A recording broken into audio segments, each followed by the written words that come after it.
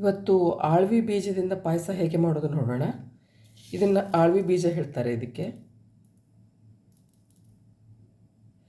ಇದನ್ನು 4ರಿಂದ 5 ಗಂಟೆ ನೀರಲ್ಲಿ ನೆನೆ ಹಾಕಿ ನೆಕ್ಸ್ಟ್ ಡೇ ಪಾಯಸ ಮಾಡೋದು.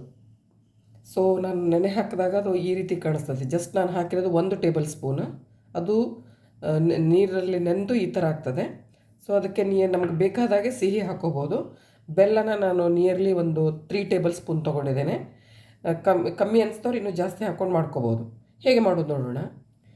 ಈಗ ನಾನು ಟೀ ಕಪ್ಪಿಂದ 1 ಕಪ್ ನೀರಲ್ಲಿ ಅದನ್ನು ಹಾಕಿ ನೆಂದಿರೋ ಆಳ್ವಿ ಬೀಜನ ಹಾಕಿ ಕುದಿಸೋದು.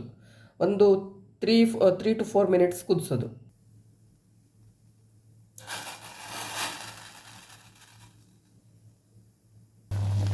ಈಗ ಕುದೀತಾ ಒಂದು 5 ಮಿನಿಟ್ಸ್ ಆಯಿತು.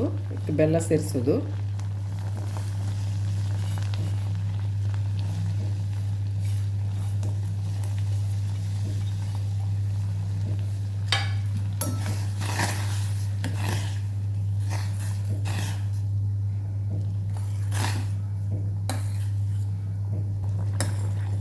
ಈಗ ಬೆಲ್ಲ ಕರಗಿದೆ. ಅದಕ್ಕೆ 1 ಕಪ್ಪು ಟೀ ಕಪ್ಪಿಂದ 1 ಕಪ್ ಹಾಲು ಸೇರಿಸೋದು ಇವಾಗ.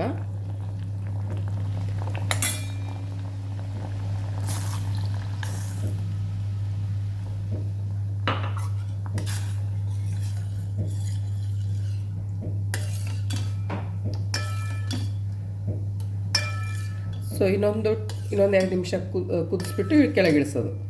ತುಪ್ಪ ಬೇಕಿದ್ದರೆ ಆಪ್ಷನಲ್, ತುಪ್ಪ ಬೇಕಿದ್ದವ್ರು ಹಾಕೋಬೋದು, ಬೇಡ ಅಂದರೆ ಬಿಡ್ಬೋದು. ಇದು ಸ್ಪೆಷಲಿ ಮೂಳೆಗಟ್ಟೆ ಆಗಲಿಕ್ಕೆ ಯೂಸ್ ಮಾಡುವಂಥ ಮೆಡಿಸಿನ್ ಇದೆ. ಆ್ಯಕ್ಚುಲಿ ಪಾಯಸ ಅಂತ ಹೇಳ್ತಾರೆ, ಬಾಣಂತಿಯರಿಗೆ ಕೊಡ್ತಾರೆ. ಇದು ಆದರೆ ಬಾಡಿ ತುಂಬ ಹೀಟ್, ಆಲ್ರೆಡಿ ಪ್ರಕೃತಿ ಹೀಟ್ ಇರೋರು ದಯವಿಟ್ಟು ಕುಡಿಬೇಡಿ ಇದನ್ನು. ತುಂಬ ಹೀಟ್ ಇದೆ ಆ್ಯಕ್ಚುಲಿ ಬಾಡಿಗೆ.